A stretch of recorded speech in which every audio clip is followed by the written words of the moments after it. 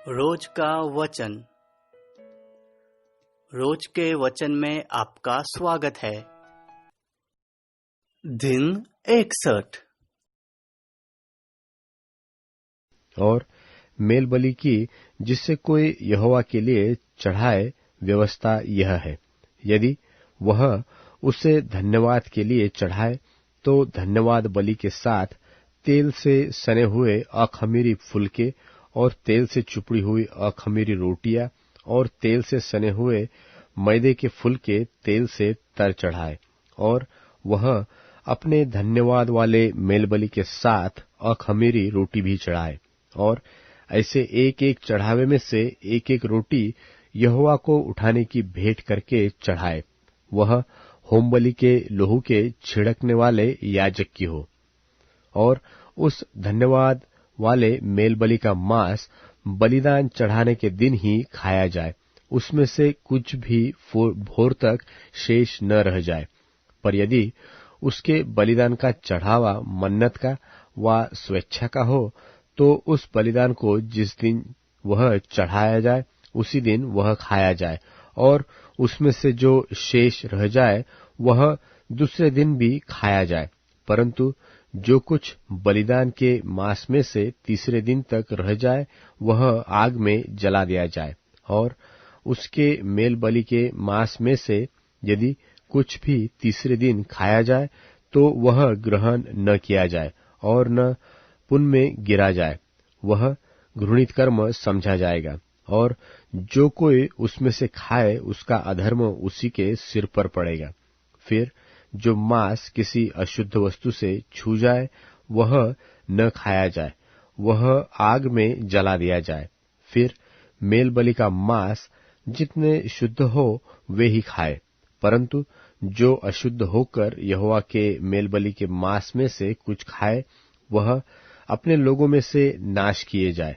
और यदि कोई किसी वस्तु को छूकर, अशुद्ध वस्तु को छूकर यहोवा के मेल बलि पशु के मांस में से खाए तो वह भी अपने लोगों में से नाश किया जाए, चाहे वह मनुष्य की कोई अशुद्ध वस्तु व अशुद्ध पशु व कोई भी अशुद्ध और घृणित वस्तु हो।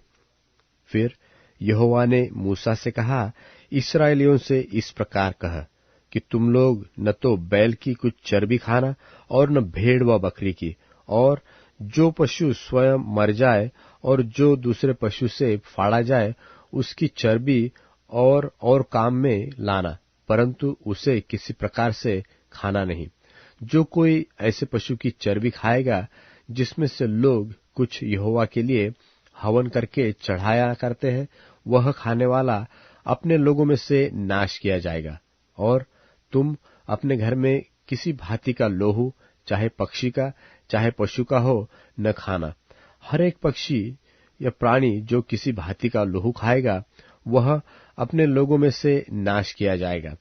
फिर यहोवा ने मूसा से कहा, इस्राएलियों से इस प्रकार कह कि जो यहोवा के लिए मेल बलि चढ़ाए वह उसी मेल बलि में से यहोवा के पास भेंट ले आए, और वह अपने ही हाथों से यहोवा के हव्य को अर्थात छाती समेत चर्बी को ले आए, कि छाती हिलाने की भेंट करके यहोवा के सामने हिलाई जाए। और याजक चर्बी को तो वेदी पर जलाए, परंतु छाती हारून और उसके पुत्रों की होगी। फिर तुम अपने मेल बलियों में से दहिनी जांग को भी उठाने की भेंट करके याजक को देना।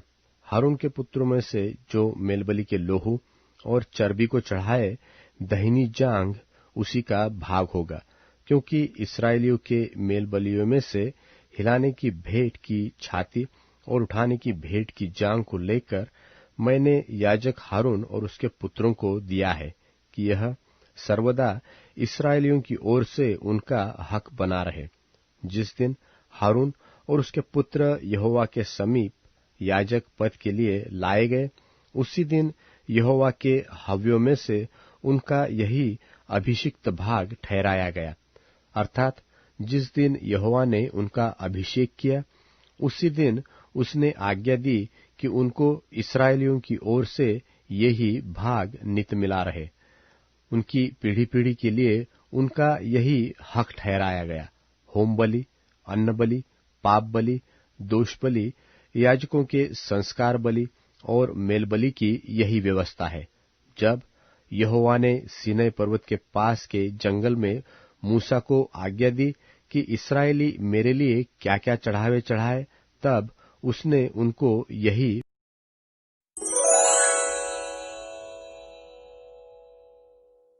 लव्य व्यवस्था अध्याय 8। लव्य व्यवस्था अध्याय 8। फिर यहोवा ने मूसा से कहा, तू हारून और उसके पुत्रों के वस्त्रों और अभिषेक के तेल और पाप बलि के बछड़े और दोनों मेंढों और अखमीरी रोटी की टोकरी को मिलाप वाले तंबू के द्वार पर ले आ और वही सारी मंडली को इकट्ठा कर। यहोवा की इस आज्ञा के अनुसार मूसा ने किया और मंडली मिलाप वाले तंबू के द्वार पर इकट्ठी हुई। तब मूसा ने मंडली से कहा, जो काम करने की आज्ञा यहोवा ने दी है वह यह है। फिर मूसा ने हारून और उसके पुत्रों को समीप ले जाकर जल से नहलाया। तब उसने उनको अंगरखा पहनाया और कटिबंध लपेटकर बागा पहना दिया और एपोद लगाकर एपोद के काढ़े हुए पटुके से एपोद को बांधकर कस दिया। और उसने उनके चपरास लगाकर चपरास में उरीम और तुमीम रख दिए। तब उसने उसके सिर पर पगड़ी बांधकर पगड़ी के सामने पर सोने के टीके को अर्थात पवित्र मुकुट को लगाया, जिस प्रकार यहोवा ने मूसा को आज्ञा दी थी। तब मूसा ने अभिषेक का तेल लेकर निवास का और जो कुछ उसमें था उन सबका भी अभिषेक करके उन्हें पवित्र किया। और उस तेल में से कुछ उसने वेदी पर 7 बार छिड़का और कुल सामान समेत वेदी का और पाए समेत हौदी का अभिषेक करके उन्हें पवित्र किया। और उसने अभिषेक के तेल में से कुछ हारून के सिर पर डालकर उसका अभिषेक करके उसे पवित्र किया। फिर मूसा ने हारून के पुत्रों को समीप ले आकर अंगरखे पहनाकर फेटे बांध के उनके सिर पर टोपी रख दी, जिस प्रकार यहोवा ने मूसा को आज्ञा दी थी। तब वह पाप बलि के बछड़े को समीप ले गया और हारून और उसके पुत्रों ने अपने अपने हाथ पाप बलि के बछड़े के सिर पर रखे। तब वह बलि किया गया और मूसा ने लोहू को लेकर उंगली से वेदी के चारों सिंगों पर लगाकर पवित्र किया और लोहू को वेदी के पाए पर उंडेल दिया और उनके लिए प्रायश्चित करके उसको पवित्र किया। और मूसा ने अतड़ियों पर की सब चर्बी और कलेजे पर की झिल्ली और चर्बी समेत दोनों गुर्दों को लेकर वेदी पर जलाया और बछड़े में से जो कुछ शेष रह गया उसको अर्थात गोबर समेत उसकी खाल और मांस को उसने छावनी के बाहर आग में जलाया, जिस प्रकार यहोवा ने मूसा को आज्ञा दी थी। फिर वह होम बलि के मेंढे को समीप ले गया और हारून और उसके पुत्रों ने अपने अपने हाथ मेंढे के सिर पर रखे। तब वह बलि किया गया और मूसा ने उनका लहू वेदी पर चारों ओर छिड़का। तब मेंढा टुकड़े टुकड़े किया गया और मूसा ने सिर और चर्बी समेत टुकड़ों को जलाया। तब अतड़िया और पांव जल से धोए गए और मूसा ने पूरे मेंढे को वेदी पर जलाया और सब सुखदायक सुगंध देने के लिए होम बलि और यहोवा के लिए वो हव्य हो गया, जिस प्रकार यहोवा ने मूसा को आज्ञा दी थी। फिर वह दूसरे मेंढे को जो संस्कार का मेंढा था समीप ले गया और हारून और उसके पुत्रों ने अपने अपने हाथ मेंढे के सिर पर रखे। तब वह बलि किया गया और मूसा ने उसके लोहू में से कुछ लेकर हारून के दाहिने कान के सीने पर और उसके दाहिने हाथ और दाहिने पांव के अंगूठों पर लगाया। और वह हारून के पुत्रों को समीप ले गया और लोहू में से कुछ एक के दाहिने कान के सिरे पर और दाहिने हाथ और दाहिने पांव के अंगूठों पर लगाया। और मूसा ने लोहू को वेदी पर चारों ओर छिड़का, और उसने चर्बी और मोटी पूंछ और अतड़ियों पर की सब चर्बी और कलेजे पर की झिल्ली समेत दोनों गुर्दे और दहिनी जांघ ये सब लेकर अलग रखे। और अखमीरी रोटी की टोकरी जो यहोवा के आगे रखी गई थी, उसमें से एक रोटी और तेल से सने हुए मैदे का एक फुलका और एक रोटी लेकर चर्बी और दहिनी जांघ पर रख दी। और ये सब वस्तुएं हारून और उसके पुत्रों के हाथों पर धर दी गई और हिलाने की भेंट के लिए यहोवा के आगे हिलाई गई। और मूसा ने उन्हें फिर उनके हाथों पर से लेकर उन्हें वेदी पर होम बलि के ऊपर जलाया। यह सुखदायक सुगंध देने के लिए संस्कार की भेंट और यहोवा के लिए हव्य था। तब मूसा ने छाती को लेकर हिलाने की भेंट के लिए यहोवा के आगे हिलाया, और संस्कार के मेंढे में से मूसा का भाग यही हुआ जैसा यहोवा ने मूसा को आज्ञा दी थी। और मूसा ने अभिषेक के तेल और वेदी पर के लोहू दोनों में से कुछ लेकर हारून और उसके वस्त्रों पर और उसके पुत्रों और उनके वस्त्रों पर भी छिड़का। और उसने वस्त्रों समेत हारून को और वस्त्रों समेत उसके पुत्रों को भी पवित्र किया। और मूसा ने हारून और उसके पुत्रों से कहा, मांस को मिलाप वाले तंबू के द्वार पर पकाओ, और उस रोटी को जो संस्कार की टोकरी में है वही खाओ, जैसा मैंने आज्ञा दी है कि हारून और उसके पुत्र उसे खाए। और मांस और रोटी में से जो शेष रह जाए उसे आग में जला देना। और जब तक तुम्हारे संस्कार के दिन पूरे न हो तब तक, अर्थात 7 दिन तक मिलाप वाले तंबू के द्वार के बाहर न जाना, क्योंकि वह 7 दिन तक तुम्हारा संस्कार करता रहेगा। जिस प्रकार आज किया गया है वैसा ही करने की आज्ञा यहोवा ने दी है, जिससे तुम्हारा प्रायश्चित किया जाए। इसलिए तुम मिलाप वाले तंबू के द्वार पर 7 दिन तक दिन रात ठहरे रहना और यहोवा की आज्ञा को मानना, ताकि तुम मर न जाओ, क्योंकि ऐसी ही आज्ञा मुझे दी गई है। तब यहोवा की इन्हीं सब आज्ञाओं के अनुसार जो उसने मूसा के द्वारा दी थी, हारून और उसके पुत्रों ने उनका पालन किया।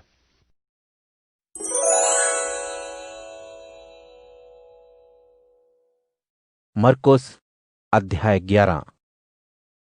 जब वे यरूशलेम के पास बैतफगे और बैतनिया पहुंचे, जैतून पहाड़ी पर यीशु ने 2 शिष्यों को भेजा। उनसे कहा कि सामने वाले गांव में जाओ।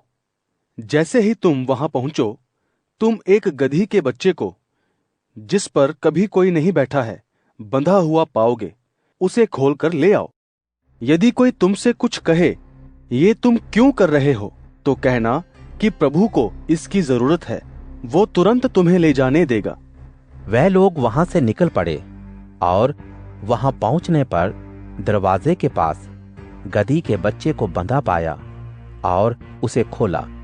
वहां खड़े कुछ लोगों ने उनसे कहा, तुम क्यों गधी के बच्चे को खोल रहे हो? जब उन्होंने यीशु के आदेश के बारे में बताया, तब उन लोगों ने गधी के बच्चे को ले जाने दिया। उस गधी के बच्चे को यीशु के पास लाकर उन्होंने अपने कपड़े उस पर डाले। बहुतों ने अपने कपड़े सड़क पर बिछाए, दूसरों ने पेड़ों की डालियां काटी और सड़क पर बिछा दी। आगे जाने वाले और पीछे चलने वाले लोग चिल्लाते गए, होसन्ना, धन्य है वे जो प्रभु के नाम से आता है। हमारे पिता दाऊद का राज्य धन्य है जो प्रभु के नाम से आता है। आसमान में होसन्ना। यीशु यरूशलेम में प्रार्थना भवन में आए। उन्होंने चारों तरफ देखा, इसलिए कि बहुत देर हो चुकी थी। वे शिष्यों के साथ बैतनिया को चल पड़े। वे 12 के साथ बैतनिया पहुंचे। अगले दिन बैतनिया से निकलने के बाद उन्हें भूख लगी। अंजीर के पेड़ को दूर से देखकर, जिसमें पत्तियां थीं, यीशु पास में गए ताकि कुछ मिल जाए। जब यीशु उसके पास आए तो उसमें पत्तियों के अलावा कुछ नहीं पाया, क्योंकि वह अंजीर का समय नहीं था। यीशु गुस्से में बोले, आगे से कोई भी तुम्हारा फल ना खाए। यीशु के शिष्य ये सब सुन रहे थे। यरूशलेम पहुंचने पर यीशु प्रार्थना भवन पहुंचकर खरीदने बेचने वालों को खदेड़ने लगे। यीशु ने मुद्रा बदलने वालों की मेजों को और कबूतर बेचने वालों की कुर्सियों को उलट दिया। यीशु ने प्रार्थना भवन के अहाते में से बर्तन लेकर गुजरने वालों पर भी रोक लगानी चाहिए। यीशु ने यह भी पूछा, क्या ये लिखा नहीं है, मेरा घर सारे देशों के लिए प्रार्थना का घर कहलाएगा? लेकिन तुम लोगों ने इसे चोरों का अड्डा बना डाला है। यह सब सुनकर शास्त्री और प्रधान पुरोहित यीशु को नाश करने की योजना बनाने लगे, क्योंकि यीशु की शिक्षा से लोगों के प्रभावित हो जाने से।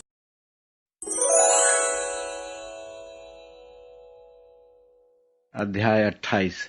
सहायता के लिए प्रार्थना, प्रत्युत्तर के लिए स्तुति।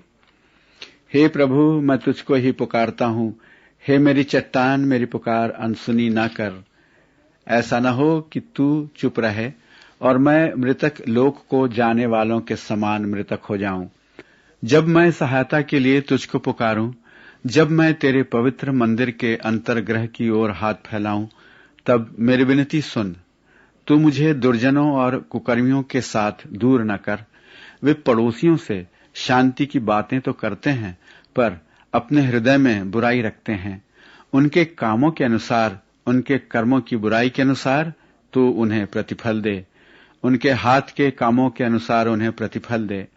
उन्हें उनकी करनी का फल दे। वे न प्रभु के कार्यों पर ध्यान देते हैं और न उसके हस्त कार्यों पर, अतएव प्रभु उन्हें नष्ट कर देगा। वह उनका पुनः निर्माण नहीं करेगा। प्रभु को धन्य कहो, क्योंकि उसने मेरी विनती सुनी है। प्रभु मेरी शक्ति और ढाल है, उस पर ही मैं भरोसा करता हूँ। अतः मुझे सहायता मिली है। मेरा हृदय हर्षित होता है और मैं अपने गीतों के द्वारा उसकी स्तुति करता हूँ। प्रभु अपने निज लोगों की शक्ति है। वह अपने अभिषिक्त राजा का दृढ़ आश्रय है। प्रभु अपने लोगों का उद्धार कर, अपनी मीरास को आशीष दे। तू उनका मेषपाल बन और उन्हें युग युग तक संभाल।